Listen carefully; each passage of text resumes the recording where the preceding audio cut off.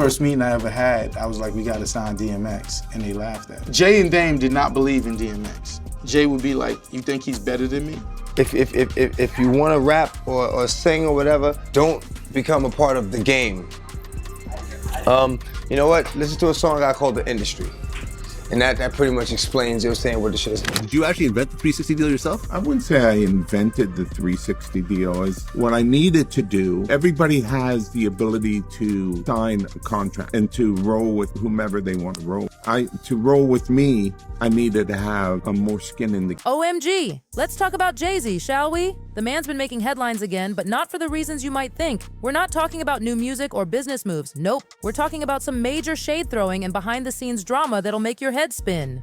First up, there's this wild rumor floating around that Jay-Z might have been throwing shade at the late, great DMX. I know, right? Crazy. But wait, it gets even juicier. Word on the street is that Jay might have teamed up with his mentor, music bigwig Leeor Cohen, in what some folks are calling a scheme to take out DMX. And when I say take out, I don't mean for dinner, honey. Now, Jay-Z's catching some major heat from fans who are calling him out for talking the talk but not walking the walk when it comes to supporting the Black community. They're saying his actions don't match up with his words, especially when it comes to how he treats other Black artists. Yikes. But let's rewind a bit and talk about DMX. The man was a legend, no doubt about it. He never held back when it came to calling out the shady business in the music scene. Remember when he straight up called out rappers for bending over backward for their record label bosses? And I mean literally, not just figuratively. X was always keeping it real, telling artists to be themselves and not let the industry change them. Now here's where it gets spicy. Irv Gotti is out here dropping some serious bombshells. He's claiming that Jay-Z was straight up jealous of DMX and might have been scheming against him behind closed doors. Can you believe it? But that's not all, folks. Irv Gotti himself had a showdown with Jay-Z that sounds like it came straight out of a crime flick. Get this, Jay-Z and Diddy allegedly snitched on Irv to the authorities, accusing him of a crime he didn't even commit. Why? Well, rumor has it that Irv and a crew of other Black music big shots were planning to start an all-Black-owned music distribution company. Sounds pretty awesome, right? But apparently, Jay-Z and Diddy's mentors, Leeor Cohen and Clive Davis, weren't too thrilled about this power move, so they supposedly cooked up a plan to put the brakes on Irv's big ideas. Talk about drama. Now let's talk about DMX's take on all this.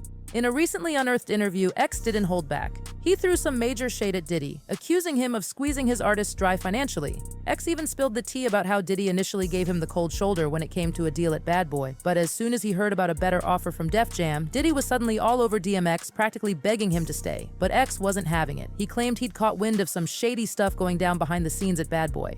But hold up, let's not forget about Jay-Z and all this. While everyone's buzzing about Diddy's alleged laundry list of wrongs, Jay seems to be flying under the radar without much scrutiny. After DMX passed away in April 2021, Jay-Z made an appearance on LeBron James's show and said that despite X being competitive with him, it was all love between them. But according to DMX himself, it was actually Jay who was playing the competitive game. Here's the tea. Back in 2004, Jay-Z took over as president at Def Jam Records, following in Leeor Cohen's footsteps. According to X, that's when things got dicey. DMX had been holding it down for Def Jam, dropping 5 consecutive #1 albums between 1998 and 2003. But when Jay-Z stepped into the president role, X claimed Jay started messing around with the release of his 6th studio album. X realized Jay was willing to toss anyone aside to get ahead, and that's when he decided it was time to split from Def Jam. But wait, there's more. Let's talk about Leeor Cohen for a sec. This guy's been knee-deep in drama for ages, and he's never been shy about making controversial remarks. In 2018, he swung by the Breakfast Club and got real about substance use in rap. When DMX's struggles came up, Leeor got all solemn, saying he was sad about it. But when Charlemagne pressed him on why he signed artists who pushed that lifestyle, Lyor basically shrugged and said that's just how the business works. Oh, had a real bad drug problem, DMX?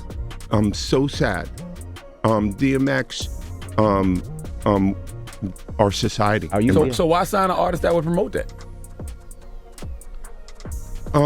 Because I already answered that question. You weren't paying attention. She asked me talent or issues, and I said talent. But I have to, I can't give up on people. But I'm saying that's hypocritical though? You're saying it's opportunistic. Yeah. Yeah, I got people to feed. I got Lyor. I got a business to run. You're gonna make Dame Dash take this clip and call you a culture vulture. Talk about cold. And don't even get me started on what went down at DMX's funeral. Instead of showing up in person to pay his respects, Lyor sent in a recording where he started off saying some decent stuff about X, but then out of nowhere, he called DMX a gremlin and implied his death wasn't much of a surprise. Can you believe the disrespect?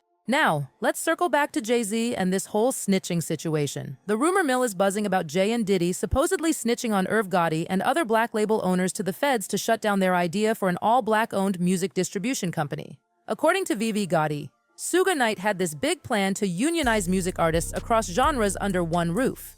The goal was to secure crucial benefits like healthcare and retirement plans, revolutionizing how the music industry treats its artists. But here's where it gets wild. Jay-Z and Diddy were apparently the only big names who didn't hop on board with Suge's master plan.